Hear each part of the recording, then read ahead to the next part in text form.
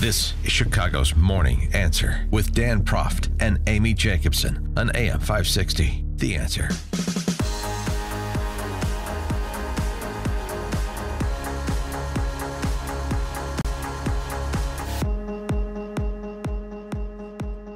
Good morning, Dan and Amy. Tucker Carlson there on the Tucker Carlson Show on the Fox News Channel.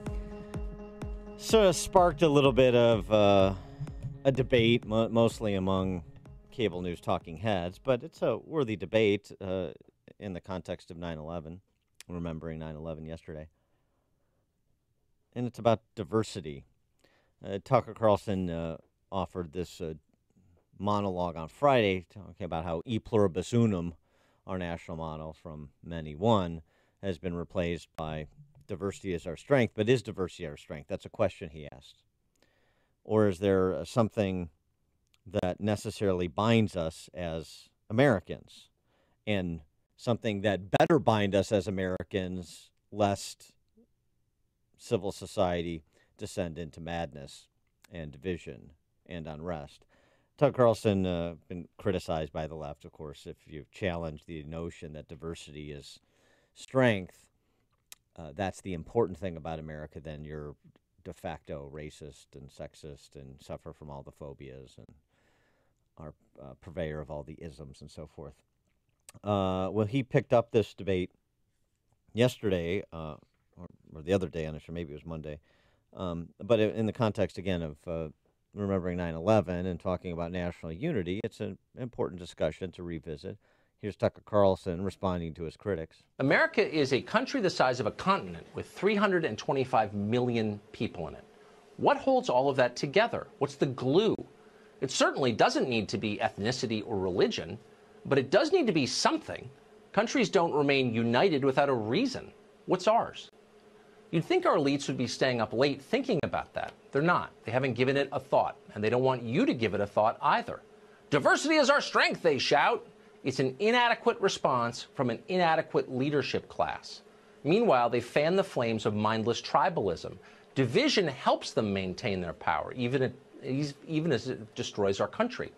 They have no interest in national unity. They have no interest in the nation state itself, actually. That's merely a barrier to their advancement. But there are a lot of people, including us, who still care about America, the nation. And it's worth thinking about why we are still a country. What do we all have in common? What do we all believe? What's the American idea? What do we all have in common? What's the tie that binds? Is it diversity and a belief that diversity is our strength?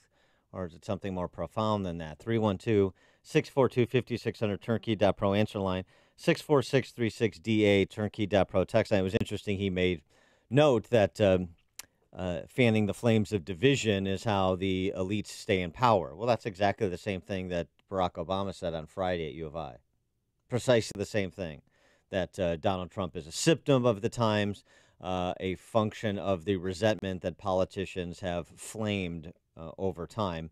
Of course, he excluded himself, and I would include him at the top of the list of people who fan the flames of resentment and promoted division.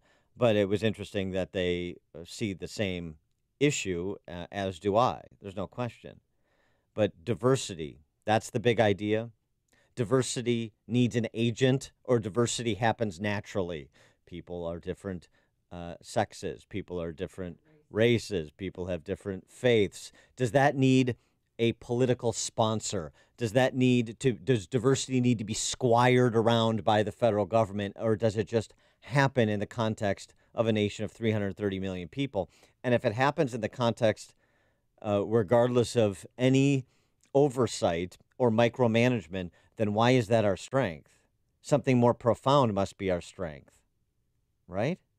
Right. Well, diversity isn't this diversity? What in the hell's diversity?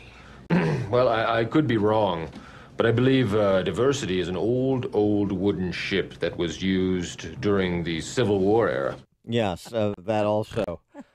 It's the Ron Burgundy people's history of the United States. There's no question about that. But diversity is what makes our country unique.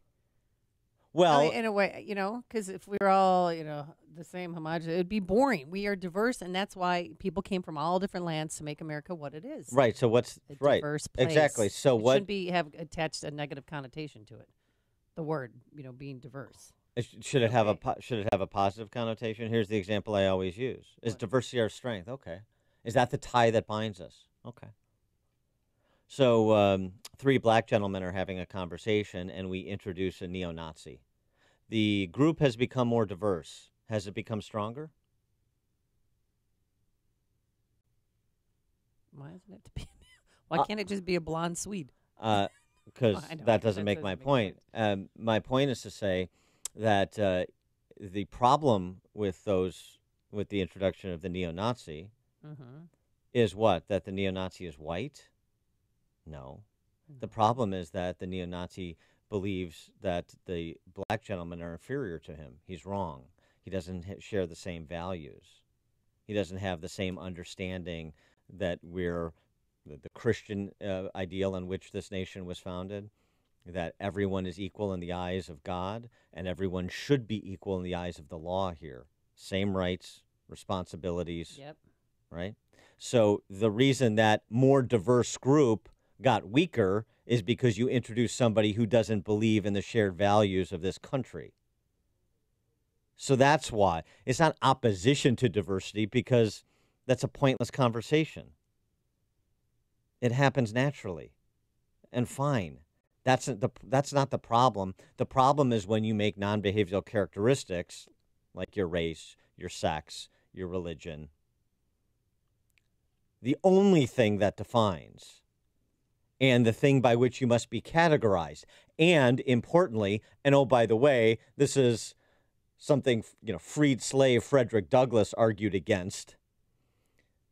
You start to confer benefits or impose responsibilities based on those non-behavioral characteristics, which is what we've done. Create classes of people who are entitled to something based on those non-behavioral characteristics, or who must shoulder a burden based on those non-behavioral characteristics. That's when you divide people up. That's when you engender resentment. That's when you fan the flames of division. And that's what Tucker Carlson is getting to. In point of fact, those people who count by race as the means to get a colorblind society, and every other non-behavioral characteristic I mentioned, they are the ones who are suffering from the isms and the phobias they like to project on others. Craig in Mount Greenwood, you're on Chicago's Morning Answer.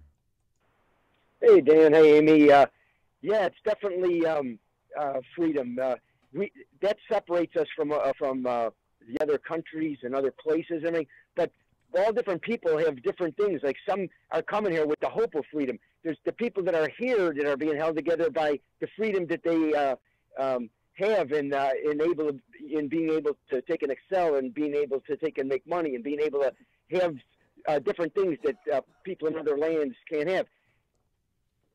Thanks for the call, Craig. Appreciate that. Well, and just to Craig's point, this is why Alexandria Ocasio-Cortez, Colin Kaepernick, Kamala Harris, all the other socialists of the Democrats, I don't care if they're blonde Swedes or Latina or black or white or wherever they come from, whatever they believe in terms of their faith tradition, don't care. The idea of a government-centric society is an anathema to the foundation of this country.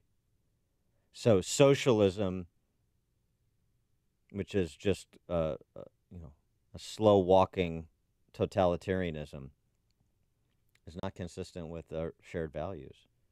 And if that becomes the shared experience of this country, then America will cease to be the America that it has been, not just upon which it was founded, that it has been for the last 240 years.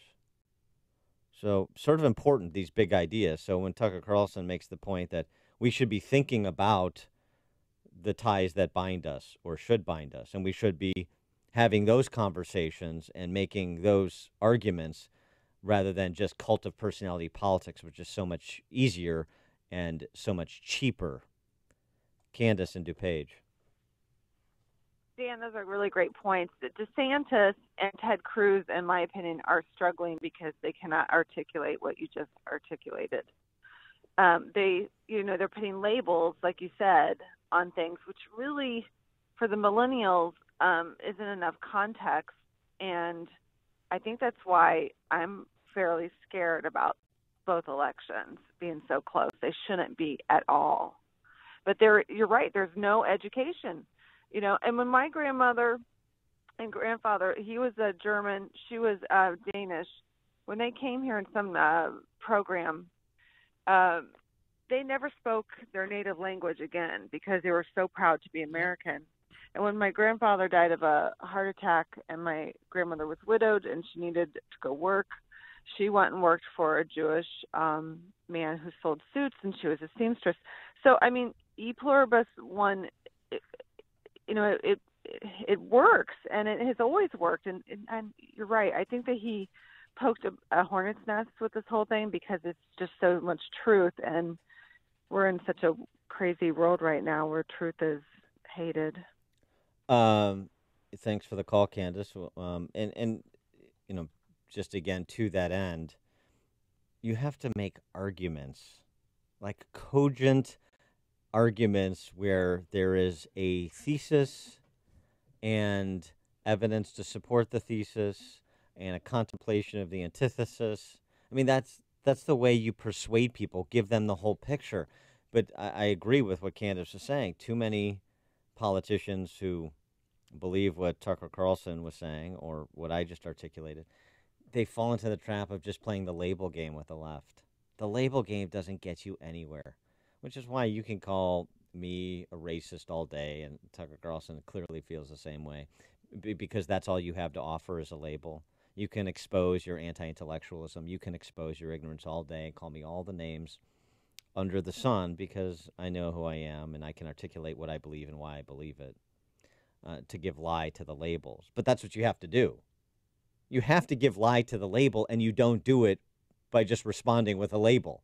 Then it's just the label game. That's a loser. It's a loser for the Republican Party, to put it in the context of partisan politics, but more importantly, it's a loser for the country. It's news, opinion, insight.